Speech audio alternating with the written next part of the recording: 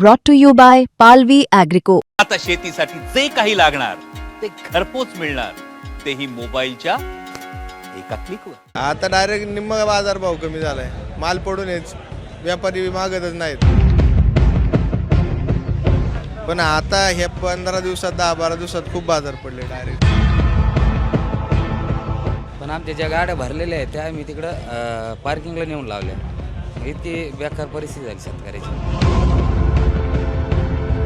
आणि यंदा पाडव्याला आंबे भेटणार नाहीत खायला, सगळ्यांना भेटणार नाही. पाडव्याला दर राहील 3,000 ते 3,500 रुपयाला एक डझन. एक डझन 3,000 ते 3,500 आणि मोठी पेटी आहे 7,000 पासून 12,000 रुपयेपर्यंत. 12,000ची एवढी महागाची पेटी घेऊन कोण खाणार नाही ना सामान्य माणूस. आमच्याकडे गेल्या वर्षी ह्या तारखेला 500 ते 600 पेट्याची आवक होती.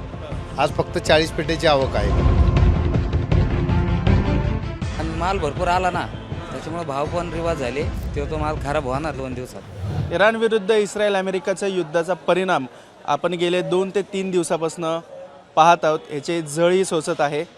गॅस, पेट्रोल, डिझेल याच्यावरती तर फटका बसलेच आहे. त्याबरोबरच फळांमध्येही मोठी घसरण झालेली आहे.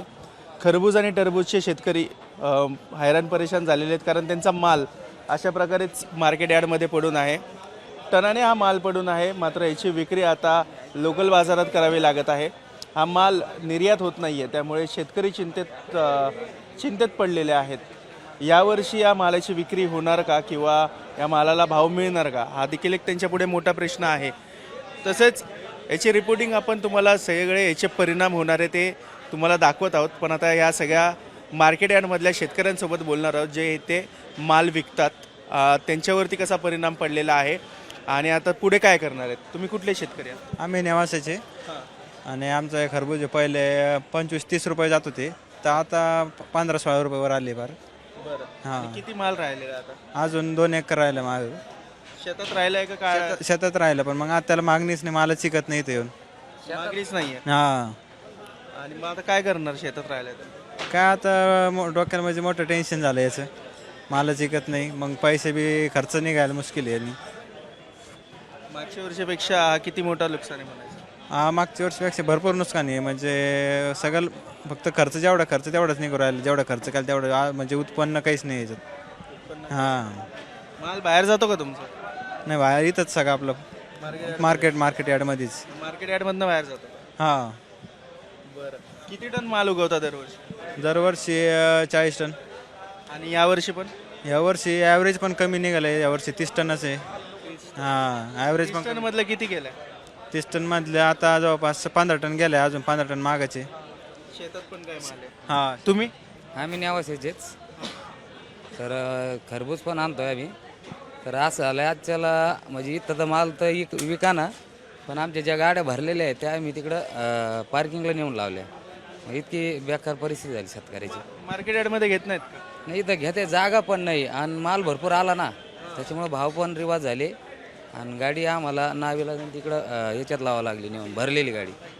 हो, तो माल खराब होणार 2 दिवसात. हो, खराब होणार. ते बी मागणी नाही का तेवढी? मागणी नाही आहे आणि आवक जादा झाली.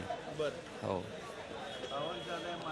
टरबूज पण आपण पाहू शकतो की त्या ठिकाणी असंच टनाने टरबूज त्या ठिकाणी पडून आहे. मग शेतकरी त्यामुळे चिंतेत आहेत.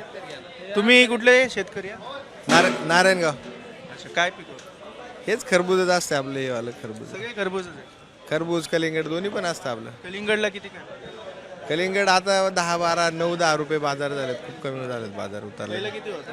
पहिले चांगले 18-20 रुपये बाजार भेटत होते. 18-20. हां, आता कमी झाले बाजार. किती पडले? आता डायरेक्ट निम्मा बाजारभाव कमी झालाय. माल पडून येच व्यापारी मागतच नाहीत. आणि मार्केटला आणलं का पैसे नाही बरं. आकड्यांमध्ये काय फरक पडलेला आहे? टनांमध्ये किंवा आकड्यांमध्ये असा किती फरक पडलेला आहे मागच्या वर्षीच्या? मागच्या वर्षीचे बाजार 14-15 होते. ह्या वर्षी तुलनेने बाजार स्टार्टिंगला चांगले होते, पण आता ह्या 15 दिवसात 10-12 दिवसात खूप बाजार पडले डायरेक्ट डाऊन. खरबुजाच्या विक्रीमध्ये मागच्या वेळेस किती प्रॉफिट झाला होता आणि यावेळेस किती नुकसान झाले? मागच्या वर्षी म्हणजे चांगल्यापैकी एकरी 2-3 लाख रुपये राहिले होते, पण यावर्षी म्हणजे फक्त खर्चच निघलाय. जेवढं आपण 70-80 हजार रुपये झाले एकरी. हां. तुमचे? आमचं असं चालू आहे, एकाच तालुक्यातले आहे. खर्च निघाला का? हो, काही खर्च निघूच राहिला. खर्चाच्या पुढं काहीच नाही. म्हणजे कष्ट केले ते पण वाया जाऊ राहिले. तुम्ही कुठले आहेत? एकाच गावचे आम्ही. आपण पाहूया मोठे व्यापारी मार्केट यार्डमध्ये येत असतात, पण मार्केट यार्डमध्ये सर्वात जास्त डिमांड असते ती या सीझनमध्ये आंब्याची सध्या काय परिस्थिती आहे ते देखील जाणून घेऊया. या फक्त आपण पेट्या पाहू शकतो, या ठराविक पेट्याच या ठिकाणी उपलब्ध आहेत. यावेळेस मालाची आवक फार कमी झालेली आहे, त्यामुळे माल हा एक्सपोर्ट झालेला नाही आहे आणि त्यामुळे याची डिमांड वाढलेली आहे. काय सांगाल? काय यंदा आंबा खूप कमी आहे, खूप कमी म्हणजे 15 ते 20% माल आहे फक्त. हो, बाजारात माल कुठंच नाही आहे, माल खूप कमी आहे. गिराक आहे, भरपूर गिराक आहे आंब्यासाठी, पण मालच येत नाही. माल झाडालाच लागलेला नाही तर माल येणार कुठून? त्याच्यामुळं शेतकरी पण चिंतित आहे. शेतकऱ्याला वाटलं होतं मोहर लागलाय भरपूर आंबा येईल, पण मोहर मागच्या 2 महिन्यापूर्वी जळाला, म्हणजे गळून पडला सगळा. गळल्यामुळं माल खूप कमी आहे. यंदा 15 ते 20%च माल येईल आणि यंदा पाडव्याला आंबे भेटणार नाहीत खायला सगळ्यांना. भेटणार नाहीत. पाडव्याला दर राहील 3,000 ते 3,500 रुपयाला एक डझन. एक डझन 3,000 ते 3,500 आणि मोठी पेटी आहे 7,000पासून 12,000 रुपयेपर्यंत. 12,000ची एवढी महागाची पेटी घेऊन कोण खाणार नाही ना सामान्य माणूस. आंबे यावर्षी पाडवा असाच जाणार आहे. आंबे काय कुणाला भेटणार नाही. ज्याला घ्यायचे ते 3,000-3,500 4,000 एवढ्या रेटने कोण घेतं का? एवढ्या रेटने काय 10% लोक घेणार आहेत. बाबा खायचे जे मला ते खाणार आहेत. बाकी 90% लोक घेणार नाहीत ना एवढा महागाने आंबा.